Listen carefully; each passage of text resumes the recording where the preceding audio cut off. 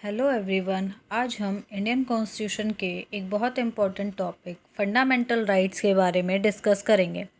Fundamental rights को constitution के part 3 में आर्टिकल 12 से 35 तक मेंशन किया गया है। ये राइट्स हर डेमोक्रेटिक कंट्री की फाउंडेशन होते हैं क्योंकि ये सिटीज़न को गवर्नमेंट के अगेंस्ट भी प्रोटेक्शन देते हैं। प्रेजेंटेशन के एंड तक आपको हर फंडामेंटल राइट, उसके आर्टिकल और इम्पोर्टेंट केसेस अच्छे से समझ आ जाएंगे। What are fundamental rights? सबसे पहले समझते हैं कि फंडामेंटल राइट्स होते क्या हैं। सिंपल लैंग्वेज में, fundamental rights are the basic human rights guaranteed by the constitution. यानी कॉन्स्टिट्यूशन हमें कुछ बेसिक राइट्स देता है जो हमारी फ्रीडम, डिग्निटी और इक्वालिटी को प्रोटेक्ट करते हैं। इनका मेन पर्पस है हर सिटीज़न की फ्रीडम को प्रोटेक्ट करना, सबको इक्वल ट्रीटमेंट देना, गवर्नमेंट के मिसयूज़ ऑफ पावर को रोकना, जस्टिस और डिग्निटी को प्रमोट करना, डेमोक्रेसी को स्ट्रॉन्ग बनाना। अगर ये राइट्स ना हो तो सिटीज़न की लिबर्टी डेंजर में आ सकती है। अब इनके इम्पोर्टेंट फीचर्स देखते हैं। सबसे पहली बात, ये कॉन्स्टिट्यूशन के पार्ट 3 यानी आर्टिकल 12 से 35 में दिए गए हैं। दूसरे इम्पोर्टेंट फीचर्स, ये जस्टिसेबल हैं। इसका मतलब अगर गवर्नमेंट किसी सिटीज़न के फंडामेंटल राइट्स वायलेट करती है तो सिटीज़न डायरेक्टली कोर्ट जा सकता है। कुछ राइट्स सिर्फ इंडियन सिटीज़न को मिलते हैं जबकि कुछ राइट्स इंडिया में रहने वाले हर पर्सन को अवेलेबल होते हैं। और याद रखिए, ये राइट्स एब्सोल्यूट नहीं है। गवर्नमेंट रीजनेबल रेस्ट्रिक्शन लगा सकती है। इसी वजह से डेमोक्रेसी और इंडिविजुअल लिबर्टी के बीच बैलेंस बना रहता है। अब हम देखते हैं कॉन्स्टिट्यूशन में कितने फंडामेंटल राइट्स दिए गए हैं। टोटल 6 फंडामेंटल राइट्स हैं। Right to equality article 14 to 18, right to freedom article 19 to 22, rights against exploitation article 23 to 24, rights to freedom of religion article 25 to 28, cultural and educational right article 29 to 30, right to constitutional remedies article 32। Presentation में हम इन सबको one by one detail में समझेंगे। Right to equality, article 14 कहता है सब लोग law के सामने इक्वल हैं। Article 15, religion, caste, race, sex या प्लेस ऑफ बर्थ के बेसिस पर डिस्क्रिमिनेशन नहीं किया जा सकता। आर्टिकल 16, गवर्नमेंट जॉब्स में इक्वल अपॉर्चुनिटी मिलेगी। आर्टिकल 17, अनटचेबिलिटी को कम्प्लीटली एबोलिश कर दिया गया है। आर्टिकल 18, गवर्नमेंट हेरिडिटरी या ऑनरी टाइटल्स को प्रमोट नहीं करेगी। सिंपल एग्जांपल, अगर दो लोग सेम क्राइम करते हैं तो दोनों के साथ लॉ इक्वली बिहेव करेगा। Second, right to freedom, article 19 citizen को 6 फ्रीडम्स देता है।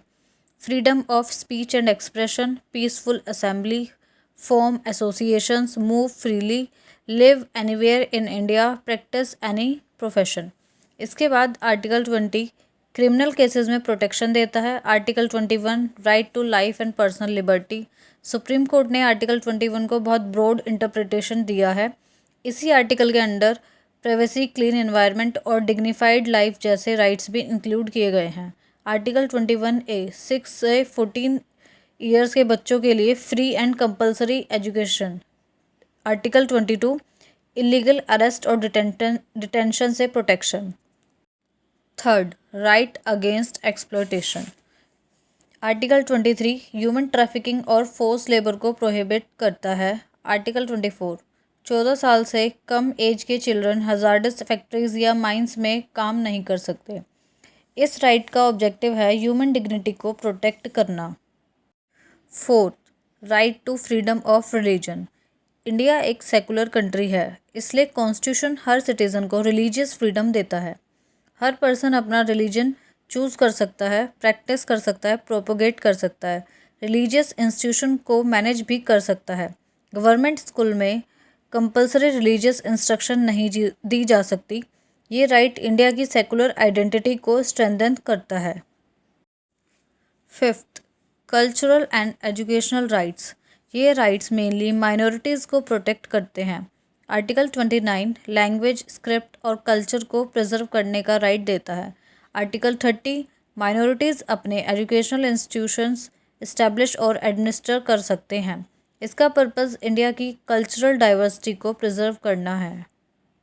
Sixth, right to constitutional remedies, article 32 doctor BR Ambedkar ने आर्टिकल 32 को कॉन्स्टिट्यूशन का हार्ट एंड सोल कहा था, क्योंकि अगर किसी सिटीज़न का फंडामेंटल राइट वायलेट होता है तो वो डायरेक्टली सुप्रीम कोर्ट जा सकता है। इसी वजह से आर्टिकल 32 को फंडामेंटल राइट्स का प्रोटेक्टर भी कहा जाता है। Next, writs. सुप्रीम कोर्ट और हाई कोर्ट 5 रिट्स इशू कर सकते हैं। हबीस कॉर्पस इलीगल डिटेंशन को चैलेंज करता है। मैंडेमस पब्लिक अथॉरिटी को ड्यूटी परफॉर्म करने का ऑर्डर देता है। प्रोहिबिशन लोअर कोर्ट को उसकी जुरिस्डिक्शन क्रॉस करने से रोकता है। सर्सरारी लोअर कोर्ट्स के ऑर्डर को क्वैश कर सकता है। क्वो वारंटो पूछता है कि कोई person public office legally hold कर रहा है या नहीं। ये रिट्स फंडामेंटल राइट्स को प्रैक्टिकली एनफोर्स करते हैं। Next is reasonable restrictions. एक इम्पॉर्टेंट पॉइंट याद रखिए, फंडामेंटल राइट्स अनलिमिटेड नहीं है। गवर्नमेंट कुछ सिचुएशंस में रिस्ट्रिक्शंस लगा सकती है, जैसे national security, public order, morality, decency, sovereignty and integrity of India, front relation with foreign states, यानी फ्रीडम के साथ रिस्पॉन्सिबिलिटी भी इक्वली इम्पॉर्टेंट है। Next is fundamental rights versus directive principle. Fundamental rights legally enforceable होते हैं, लेकिन directive principles enforceable नहीं होते। फंडामेंटल राइट्स इंडिविजुअल्स को प्रोटेक्ट करते हैं। डायरेक्टिव प्रिंसिपल्स गवर्नमेंट को वेलफेयर स्टेट बनाने के लिए गाइड करते हैं। सिंपल लैंग्वेज में, fundamental rights are legal rights while directive principles are moral and policy guidelines. Next is important amendments. 2 amendments बहुत इम्पॉर्टेंट है। 44th अमेंडमेंट 1978 का राइट टू प्रॉपर्टी को फंडामेंटल राइट से रिमूव कर दिया गया। अब ये आर्टिकल 300A के अंदर लीगल राइट है। 86th amendment 2002 article 21A add हुआ, जिसके अकॉर्डिंग 6 to 14 ईयर्स के चिल्ड्रन को फ्री और कंपलसरी एजुकेशन मिलेगी। Next is important supreme court cases. अब कुछ लैंडमार्क जजमेंट देखते हैं। Kesavananda Bharati case, basic structure doctrine दिया। पार्लियामेंट कॉन्स्टिट्यूशन को अमेंड कर सकता है, लेकिन बेसिक स्ट्रक्चर को डिस्ट्रॉय नहीं कर सकते। मेनका गांधी केस में आर्टिकल 21 का स्कोप बहुत एक्सपेंड हुआ, और मिनरेवा मिल केस फंडामेंटल राइट और डायरेक्टिव प्रिंसिपल के बीच बैलेंस मेंटेन किया गया। एडीएम जबलपुर केस इमरजेंसी के टाइम का कंट्रोवर्शियल जजमेंट था, जो बाद में कॉन्स्टिट्यूशनल जुरिस्प्रूडेंस में इफेक्टिवली ओवररूल्ड माना गया। आज हमने देखा फंडामेंटल राइट सिटीजन की लिबर्टी और इक्वालिटी को प्रोटेक्ट करते हैं। ये कोर्ट्स के थ्रू एनफोर्स किए जा सकते हैं। आर्टिकल 32 इनका सबसे इम्पोर्टेंट सेफगार्ड है। राइट्स एब्सोल्यूट नहीं है, रीजनेबल रेस्ट्रिक्शंस भी एग्जिस्ट करती है, और इसी वजह से फंडामेंटल राइट्स इंडियन डेमोक्रेसी का बैकबोन माने जाते हैं। Thank you. If you have any query you can ask me in the comment section. बाकी लाइक, शेयर एंड सब्सक्राइब।